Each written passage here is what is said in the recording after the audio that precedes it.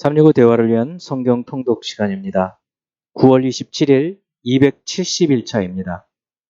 오늘 읽으실 말씀은 아모스 1에서 3장이고 묵상하실 본문은 아모스 1장 1절에서 5절까지입니다.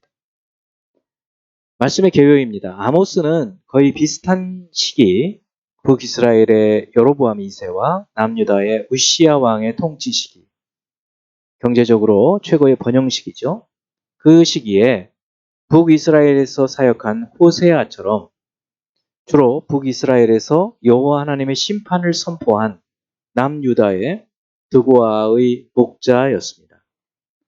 호세아가 우상숭배와 관련된 신앙적 타락을 주로 지적한 반면에 아모스는 약자에 대한 학대, 사치와 방탕, 교만 등 사회 정의의 붕괴를 적발합니다. 이래서 2장은 주변 8개국에 대한 심판 예언이고 3에서 6장은 3편의 북이스라엘에 대한 심판 예언, 7에서 9장 10절은 남북 모두를 향한 하나님의 심판을 보여주는 5 환상 이야기, 9장 11에서 15절은 이스라엘의 회복에 대한 약속입니다. 1장 1절은 표제이고 2절은 전반적인 주제의 선포입니다. 3에서 5절은 아람에 대한 심판 예언, 6에서 8절은 블레셋에 대한 심판 예언, 9에서 10절은 두로에 대한 심판 예언, 11에서 12절은 에돔에 대한 심판 예언, 13에서 15절은 암몬에 대한 심판 예언이고 2장 1에서 3절은 모압에 대한 심판 예언, 4에서 5절은 남유다에 대한 심판 예언, 6에서 16절은 북이스라엘에 대한 상세한 죄목에 따른 심판 예언입니다. 3장 1, 2절은 이스라엘의 죄로 인한 심판 예언, 3에서 8절은 9가지 질문과 함께 여호와께서 말씀하셨기 때문에 예언한다는 자신의 예언의 확실성을 주장하고 있습니다.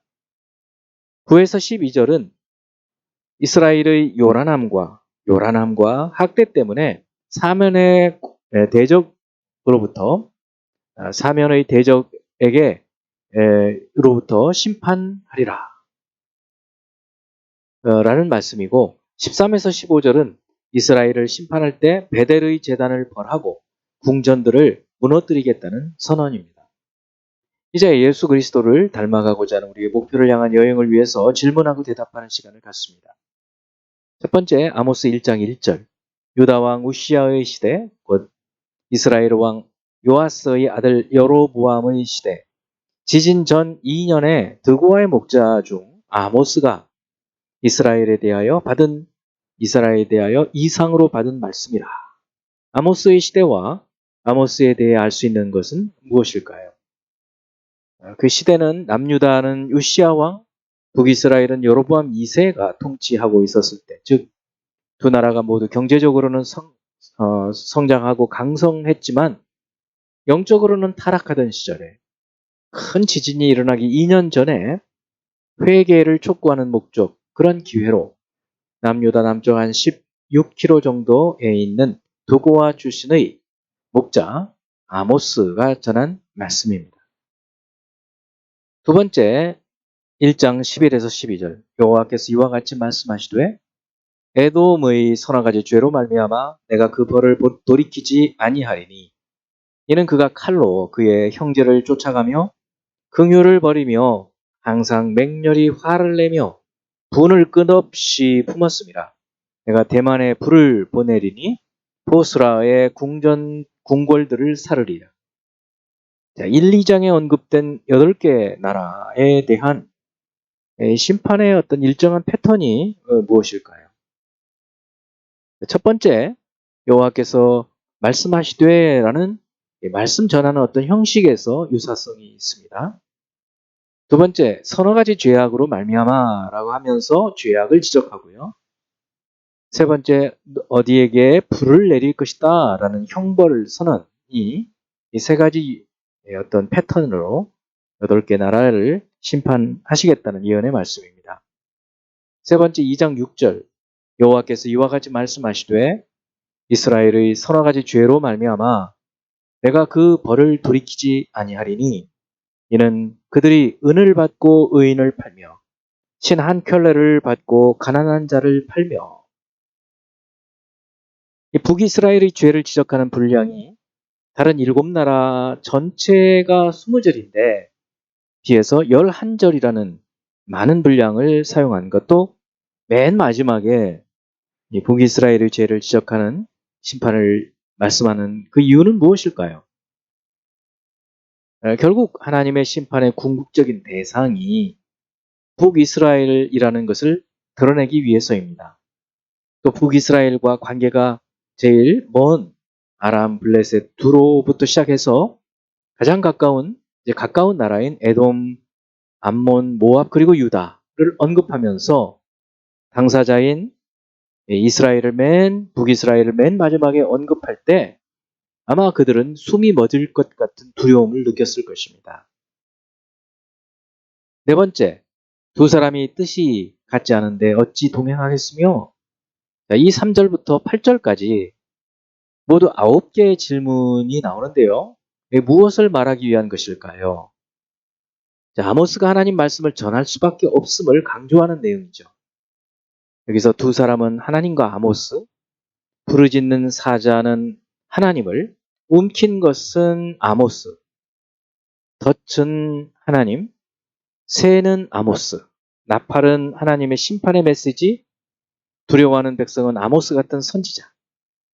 사자가 부르짖는 것은 하나님께서 말씀하시는 것을 누구나 두려워하는 것처럼 자신이 하나님께서 주신 말씀을 전하지 않을 수 없음을 아모스는 말하는 거죠.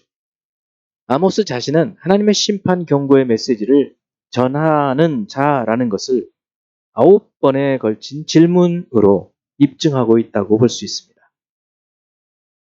다섯 번째, 3장 12절 여호와께서 이와 같이 말씀하시되 목자가 사자 입에서 양의 두 다리나 귀 조각을 건져냄과 같이 사마리아에서 침상 모서리에나 걸상의 방석에 앉은 이스라엘 자손도 건져냄을 입으리라.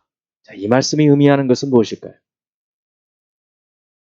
양의 두 다리나 귀 조각은 밧줄의 공격으로 완전히 멸망해버린 비참한 이스라엘의 모습을 보여주고 침상 모서리에나 걸상의 방석과 같은 것은 북이스라엘의 수도 사마리아에 사는 부자들이 정의로운 방법이 아닌 부정한 방법으로 재산을 모아서 호화로운 생활을 하는 것을 비유한다고 볼 수 있습니다.